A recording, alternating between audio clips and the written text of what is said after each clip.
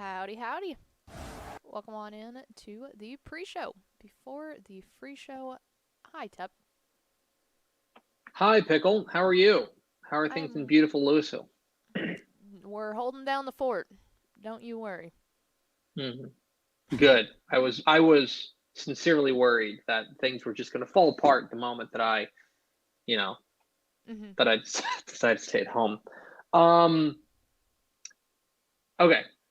So this morning, my wife was watching the Today Show.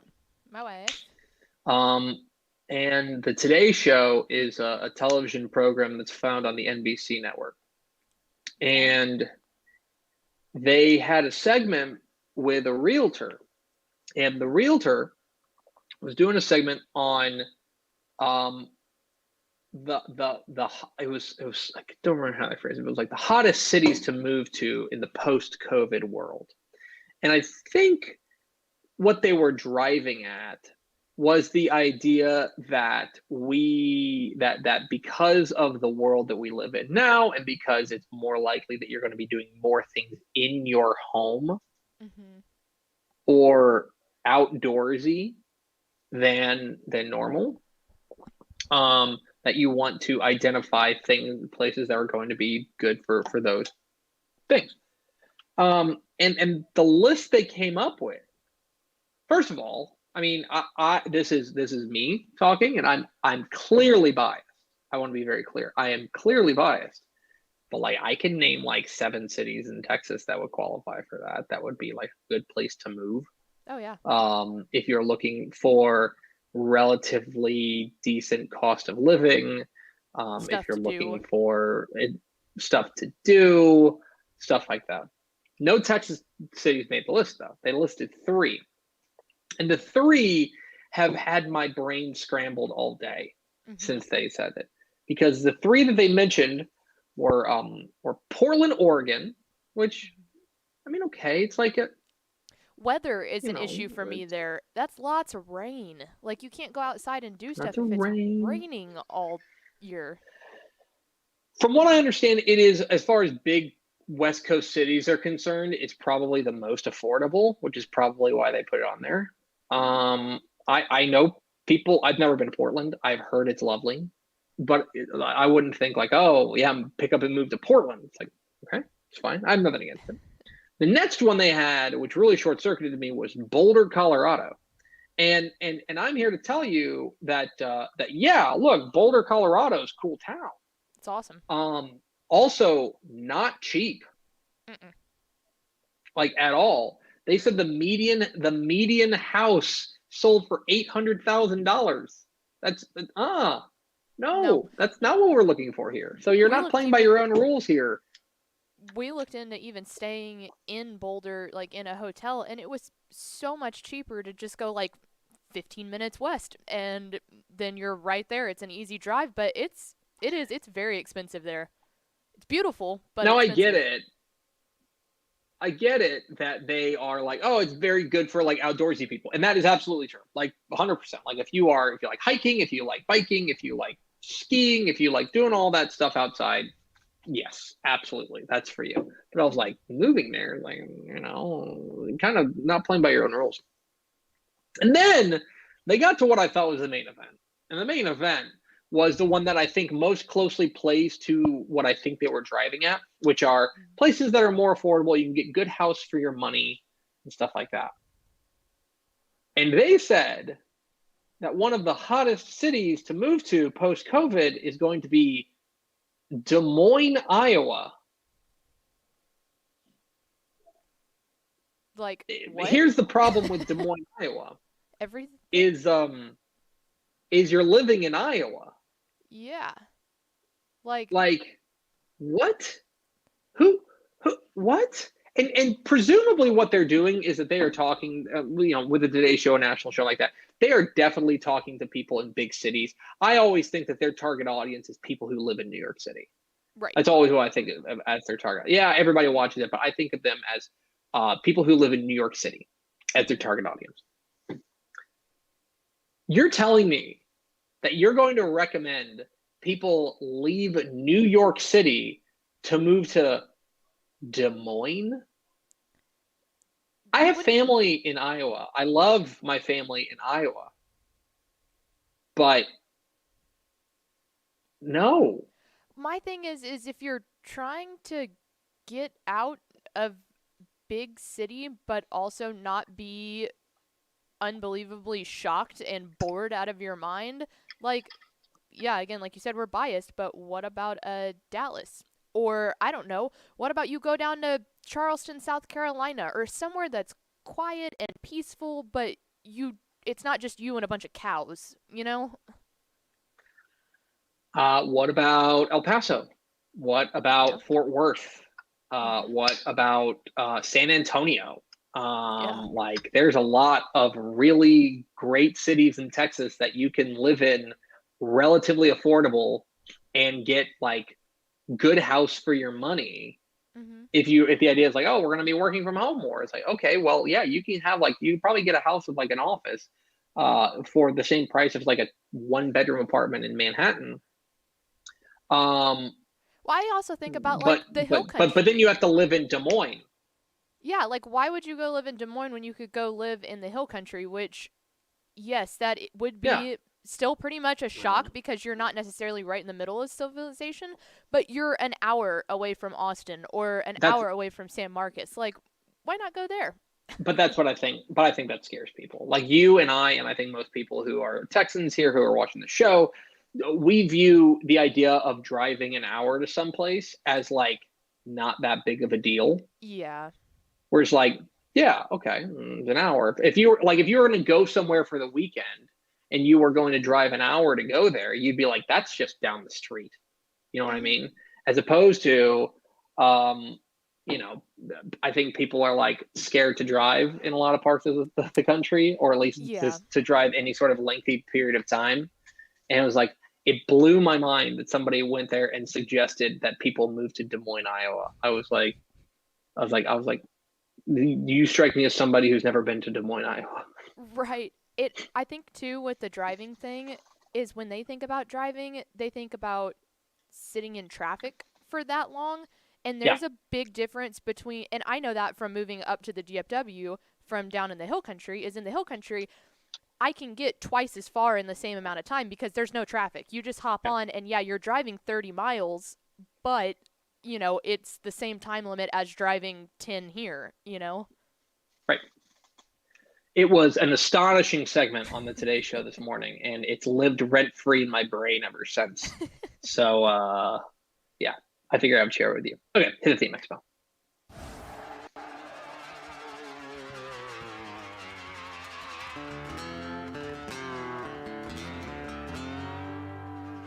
Let's go! Free money! Free money!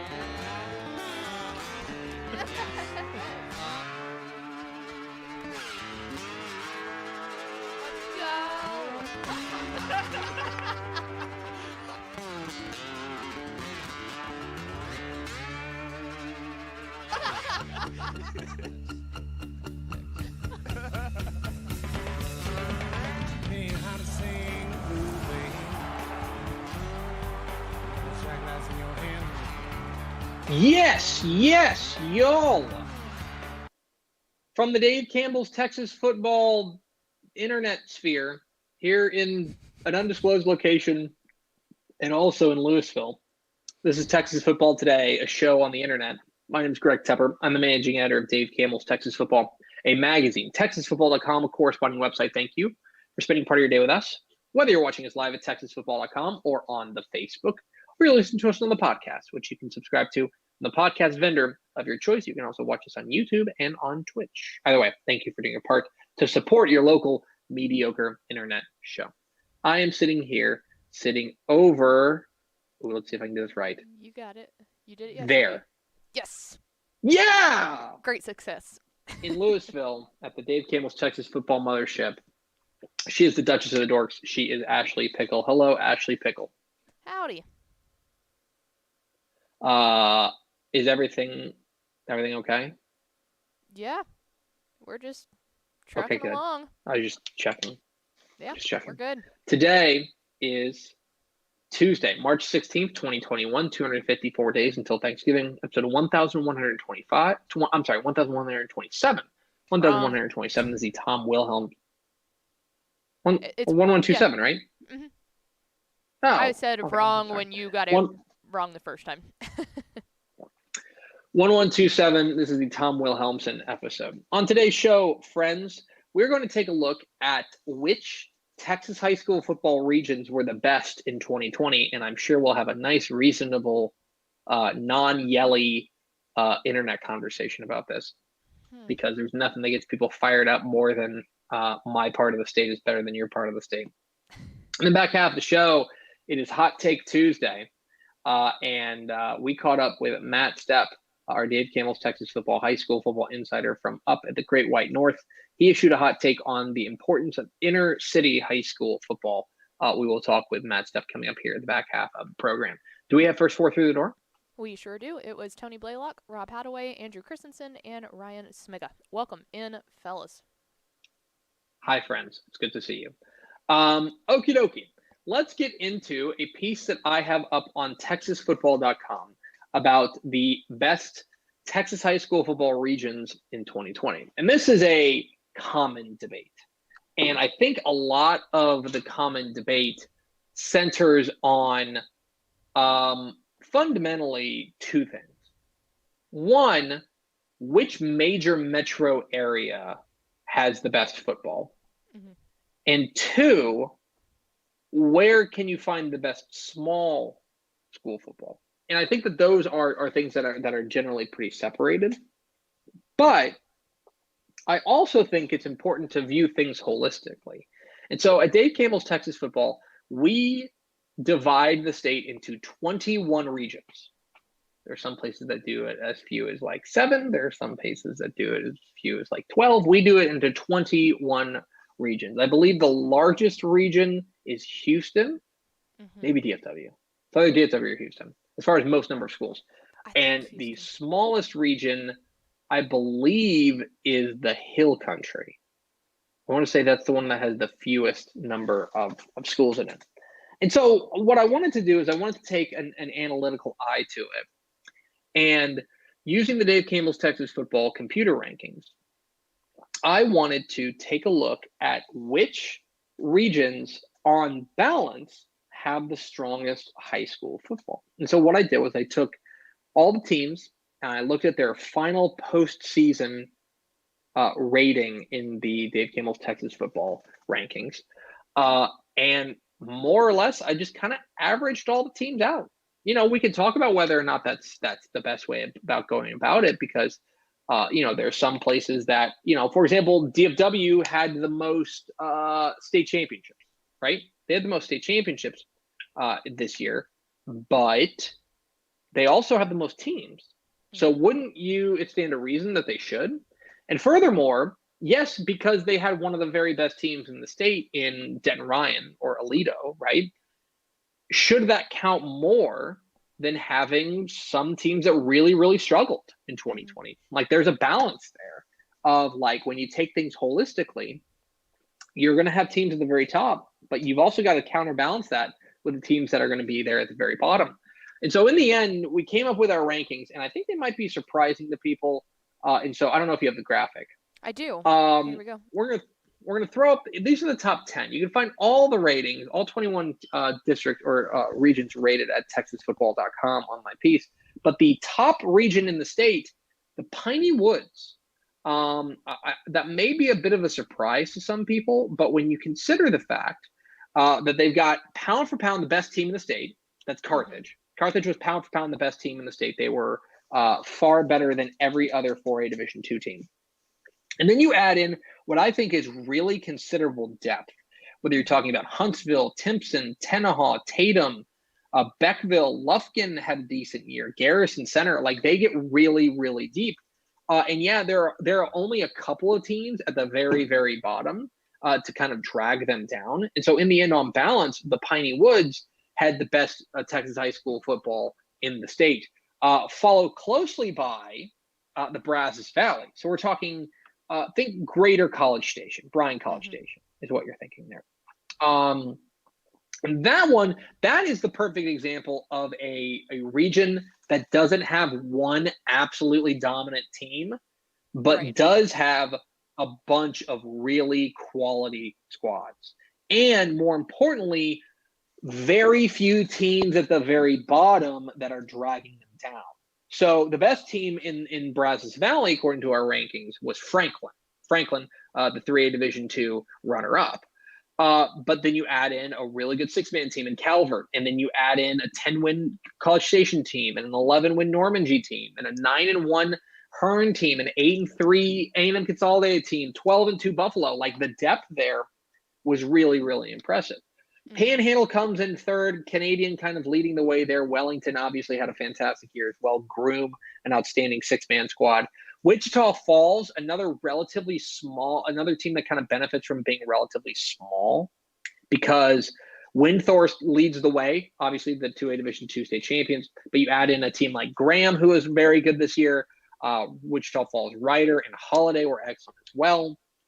And just very few teams at the very bottom to drag them down. Hill Country comes in fifth, Big Country sixth. The first time we get to a major metro area is when we get to San Antonio. San Antonio, I think, is very interesting because doing most of the heavy lifting, in fact, of the top 7 teams in the San Antonio region, only 2 of them were big schools. Yeah. But San Antonio is getting boosted by Shiner, who we consider to be San Antonio region. Poth, Hallettsville, you add in Fall City and Geronimo Navarro. Those were the teams that really boosted. So yeah, from the big school perspective, San Antonio Reagan and Cibolo Steele were the best. But they got boosted by a lot of the small schools that were really good that maybe you don't think about when you're talking about San Antonio area high school football. That makes me East wonder Texas comes in 8. how much higher they would have been if Judson would have gone and done normal Judson things, you know? Yeah. Oh, yeah. I mean, if they would have had 1 or 2 more 6A teams, that really would have been boosted. I wonder if they would have gotten in the top 5. East Texas comes in at number 8, which again might surprise a few people. The thing that thing about that though is East Texas had a group of about 12 teams at the very bottom that were really dragging them down. Longview, Malakoff, Gilmer, Mount Vernon, Wascom, Pleasant Grove, Lindale, all exceptional. Mineola in that mix as well, but they're all kind of counterbalanced by by kind of a glut of teams at the bottom. The South Plains there, the Lubbock area, is the 9th rated Texas high school football region in 2020. And then you get to DFW. DFW comes in 10th, and that is a team, again, I think you've got an argument that they have. I mean, they probably have 3. I mean, they don't have 3 state champions, right? Denton Ryan, Alito, and then Argyle. And then you've got other teams like Duncanville and Ennis and South Lake Carroll and Grandview, who are all excellent as well. But the thing you've got to remember is you're also counting in all of these other teams. And you're talking, I mean, for every Duncanville that you have, you've got to count in, a Fort Worth Diamond Hill Jarvis, right? For every South Lake Carroll that you have, you're going to need to include an Irving. So that balance there is what kind of ends up getting them into 10th. If you're interested, and I know you are because you're watching this show, the full rankings, number 11 is Permian Basin. Their best team was Balmorhea. Number 12 is Austin. Austin Westlake is the bell cow there. Super Centex, kind of greater Waco area, is 13th. Mart is there. 14th was Coastal Bend, with Refugio leading the way. Houston is 15th. And again, a lot of the problems with DFW, they just didn't end up having the state champions that DFW had. And so Galena Park North Shore, the best team in the Houston area in 2021 or 2020. Concho Valley 16, Texoma 17, Golden Triangle 18, and the bottom 3, Rio Grande Valley, El Paso, and then South Texas, which is what we kind of consider to be greater Laredo area. And so there it is. It's my piece up on TexasFootball.com. The best Texas high school football regions in 2020. I hope you'll take a look at it.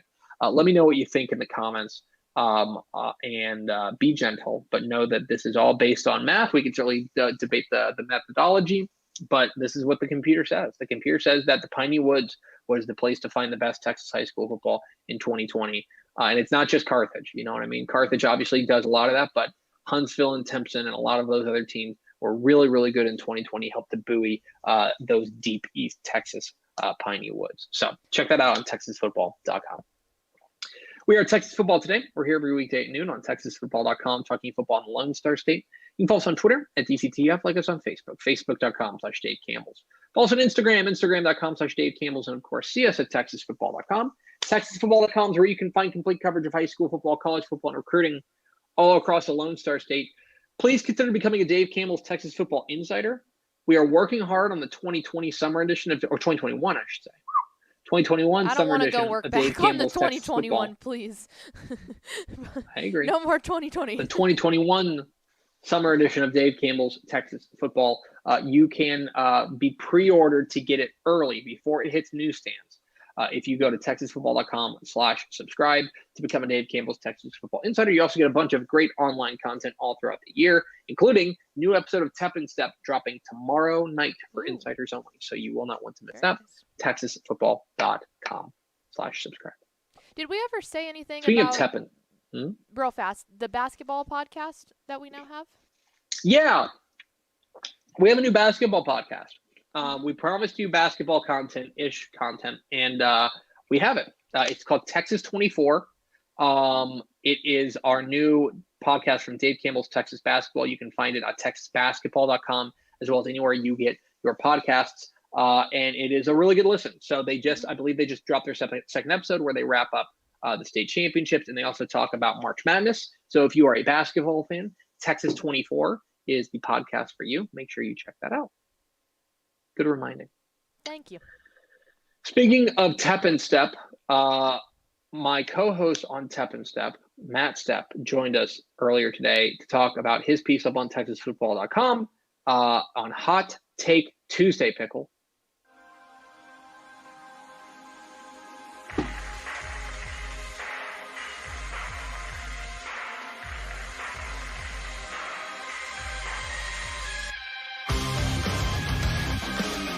Yeah, it's Hot Take Tuesday, where we invite a member of the Dave Campbell's Texas football staff to issue their hottest take.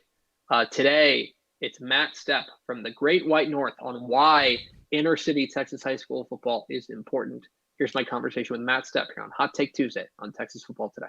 It's Hot Take Tuesday here on Texas Football Today, where we invite a member of the Dave Campbell's Texas football staff to issue their hottest take. And for today's hot take, we're going to the land of the cold, up north to Canada, to Windsor, Ontario, Canada, to be joined by our good friend Dave Campbell's Texas Football High School Football Insider, Matt Stepp. Is it cold up there? Do not besmirch beautiful Cambridge, Ontario, sir. Oh, Cambridge. That's right. Do not besmirch my hood. Is it cold up there? It's -1 Celsius. We use Celsius up here, so it's okay. So it's about 30. That still means it's freezing. It's 30. I think it's supposed to be a little warmer today, though. We're moving up. We're moving up in the world. It's springtime.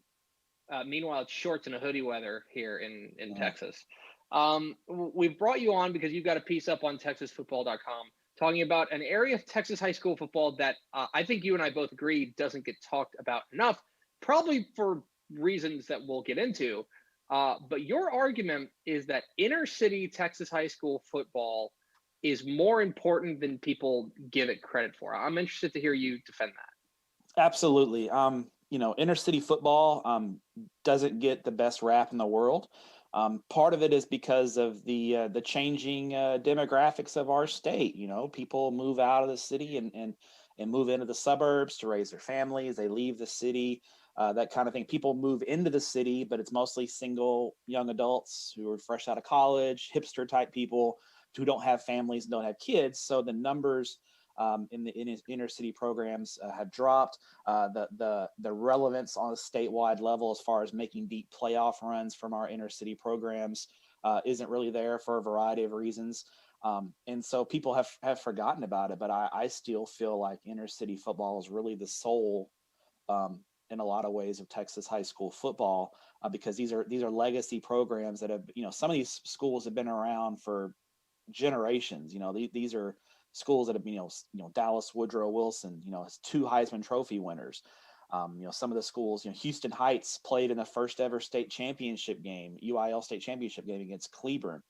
Schools like San Antonio, Brackenridge, Austin Reagan, have Austin LBJ. A lot of those schools have long traditions that are very important to the history of Texas high school football, and I feel like it's still important to recognize those programs and recognize the brand of football that's being played, because even though these teams may not necessarily be competing for state championships, Austin LBJ being an exception last year, making their tremendous run, but these teams are still important. They still have a lot of great players, and I think the coaches in the inner cities have have a much more difficult job than the coaches in these big suburban programs, because of the challenges and obstacles that they have to navigate, not only inside of the school with the limitations from a budget standpoint, the number of coaches they have and the facilities that they have, but also life for some of these kids. Some of these kids come from really difficult situations, and playing football and being a part of something bigger than themselves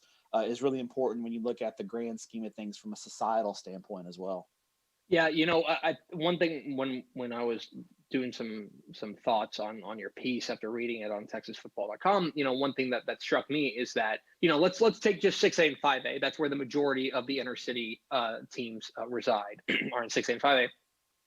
It strikes me that if you look at the 8 finalists from this year's 6A and 5A, it is not just all, like, there's no inner city teams. That's not necessarily a surprise, but it's all suburban teams, all of them.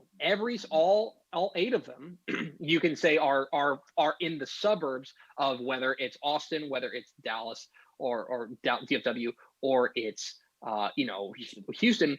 Then you add in, you even drop down to the 4A level. Argyle is decidedly a suburban school in the DFW Metroplex. They win a state championship. I mean, Carthage is obviously, it's its own thing out there in East Texas, but you have to get down to there before you stop finding that suburban dominance. And so I guess my question for you is, we have these inner city schools, and I think we both agree that it's important for them to recognize them. In your experience, we talked about Austin LBJ making that deep run. What does it take for an inner city school to catch that lightning in a bottle and to get hot? What is it that they need to be able to get into that contention? I think the first thing is you've got to have the kids, right? You got to have talent. I mean, the best teams always have the talent, and you have to have a talent pool with some continuity. And typically, when you see an inner city program rise up and make a deep run, it's because they've had a group of kids that have been together for a long time, from 7th grade on up. There hasn't been a lot of movement, per se. It's much more like the suburban schools, where you have a group of 7th graders that have come into the program in 7th grade and have moved all the way up through 12th grade without a lot of change. So you need that. And you need to have those 2 or 3 really special kids to kind of carry you. LBJ had that this year with Makuba and McCutcheon, those 2 big time Division I players. And then you had the worker bees around them are good players that maybe aren't the Division I guys, but are really good high school football players. We saw it a few years ago. I think it was in 2012 with Houston Lamar, when they made their run to the state championship game. They had the Colbert kid, a quarterback, and they had a really good crew around them. And they had a veteran head coach in Tom Nolan. LBJ had some continuity on their staff with Jamal Finner and his coaching staff. There's continuity on the coaching staff. There's continuity with the kids. And so continuity really is the key. When you combine that continuity with the talent, that's when you get the teams that can make a deep run. South Oak Cliff a couple of years ago, they had a really good crew come there. They really pushed Toledo. I believe that was a 3rd round playoff game 3 or 4 years ago. They had a really good group of kids that had come through the program. They had continuity on their staff, and they were able to make that run. So I think continuity and talent are really the 2 big factors. Continuity not only with the kids, but with the coaching staff as well. Because, let's be honest, coaches in the inner city, a lot of them are looking to move up and go get that big suburban job where they can be completely in charge. Because in an inner city ISD, you're talking about a school district with 12, 15, 20 schools. So you're reporting up to an athletic director, sometimes an area athletic director. And so there's a lot more red tape. Whereas if you're in a suburban 1 school town, the buck stops with you as far as athletics goes. So a lot of guys want to get to that point. So you see a lot more movement and guys in and out of jobs in the inner cities as well. Before we let you go, I want to make sure we touch on this about something you said about the coaches. You said that the struggles that they go through and that their job, being a Texas high school football coach is hard wherever you are. No doubt. The degree of difficulty can be even increased even further at an inner city school. You're a guy who's maybe you maybe talk to more Texas high school football coaches than anybody in America. When you talk to guys who are in these inner city schools, what are the challenges? What are the things that they talk about that are maybe unique to those jobs that people at suburban jobs don't have? Well, I think the biggest thing is you're going to probably have fewer coaches than what you normally would work with in a suburban ISD. A lot of times, if you're at a certain size school and you're allotted 20 coaches at a job in a suburban ISD, you may only be allotted 15 jobs. In an inner city school, you're not going to have as many coaches to work with. You're not going to have as much control over who you can hire as your assistants as you would in the suburbs, because typically in the inner city schools, the principal does all the hiring. And so a lot of times, if you're stuck into a teaching, you have to have a coach who teaches this subject. You're not going to be able to pick that coach. The principal is probably going to pick that coach, and then you're kind of have to work with that coach, even though that may not be your guy, so to speak. So you have those challenges when you're building a staff. You have the challenges of from a teaching standpoint. Most inner city head coaches are in the classroom, and sometimes they're in the classroom for 4 or 5 classes a day, where you don't see that in the suburbs. In the suburbs, the head coaches almost never are in the classroom, except maybe as like an emergency sub or something. Those guys are administrators. They have administrator responsibilities. Where in the inner city, a lot of those guys don't have administrative responsibilities, and they're teaching classes every day. So they're already behind from that standpoint. Then you add in the facility standpoint. COVID-19 has really hurt the inner city schools because their schools by nature are older. There's not as much room to spread out. So they had to get a lot more creative when setting up the weight rooms and the workouts and those kind of things. You go to some inner city schools, and like Dallas, Fort Worth, Trimble Tech, they don't have a full 120-yard football field on campus. They have an 80-yard field they have to work with. They only have one field. You go to some of these suburban schools, they have 3 or 4 fields where they can spread out and have the JV on one side, the varsity on one side. Some of these schools don't have lights, so they can't practice after dark. There's a facilities limitation as well. And then you get into the like I said, the limitations of some of these kids, can't show up for summer workouts because they have to have jobs and those kinds of things. You get into the life situations of some of these kids where the only meals that they know they're going to get are at school, and so some of these coaches have to make sure their kids are fed, and they have to keep peanut butter sandwiches and peanut butter and bread stocked in the field house to make sure these kids have something to eat when they go home. So there's a lot of challenges that those guys have to deal with that in more upper tier schools where there's a higher median income don't have to deal with those things.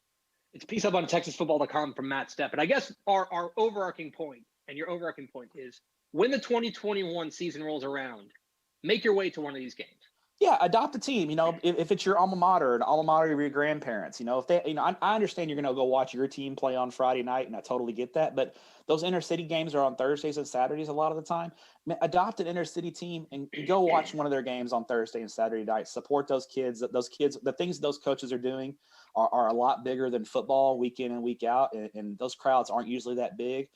So any extra bodies that are in the stands for those kids to support those kids and those programs are really appreciated. So my challenge is, if you live in the metro area, adopt an inner city program and go watch them play on a couple of Thursday and Saturday games, or when your team has their bye week that week, go out and support those kids. He's Matt Stepp. He's the Dave Campbell's Texas High School Football Insider, coming to us from Canada. Stepp, stay warm. Thank you. There he is, Matt Stepp, our Dave Campbell's Texas High School Football Insider. Good piece up on TexasFootball.com for Hot Take Tuesday, talking about inner city football and the importance of that. So make sure you check that out on TexasFootball.com. And now we go live to Louisville, the Dave Campbell's Texas Football headquarters, for America's second favorite segment. Final thoughts. Going back to, you said to the people to let them know what they thought about or about the rankings earlier, and it seemed like from the comments that the Piney Woods being number 1, mainly with Carthage being in there, not really a surprise to almost anyone. As you probably I think when they had that nice balance To me, they had that balance of having the number one team, like the undisputed best team in definitely in their classification, arguably pound for pound, according to the rankings, they were pound for pound the best team in the state. And then they also had that really nice like second layer of teams with the Huntsvilles and the Tempsons and stuff like that that were really, really solid that helped to buoy them. So the Piney Woods, that's a big reason why.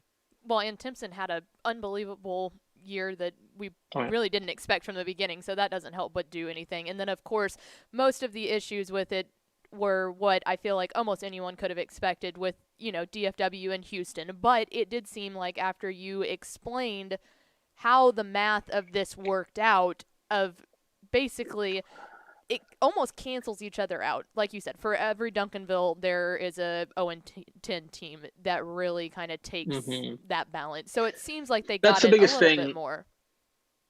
Look, if you're asking me to like rank pound for pound the best teams in the state, like, a lot of them are going to be in the DFW, in the Houston, and the Austin areas, because that's where a lot of those best teams, especially the 6A and 5A level. But you've got to remember that that for all those teams out there, you also have some of the, I hate to say it, but some of the very worst pound for pound teams in the state as well. And so those are going to kind of counterbalance one another and average themselves out. So it's just kind of part of it. And I think that what you saw was, because DFW had, I thought, a pretty good year with 3 state champions overall, that kind of buoyed them into the top 10. But the bottom line is it's always going to be hard for those big metro areas to get into that top 10, simply because you do have so many teams. Yeah, and you have so many teams at the bottom that are going to kind of drag them down. So that's one of the things that you've got to keep in mind. So anyway, both those pieces are up on TexasFootball.com. That's going to do it for us. Thanks for spending a little bit of your day with us. Follow us on Twitter at TCTF. Like us on Facebook, Facebook.com/DaveCampbells. Follow us on Instagram, Instagram.com/DaveCampbells. And, of course, see us at TexasFootball.com. Thanks to Matt Stepp for being our guest today. For Ashley Pickle, I'm Greg Tepper. Boom. Vince Young, please come get your Player of the Year trophy. We will see you tomorrow for Recruiting Wednesday. This week in recruiting with Greg Powers on Texas Football Today.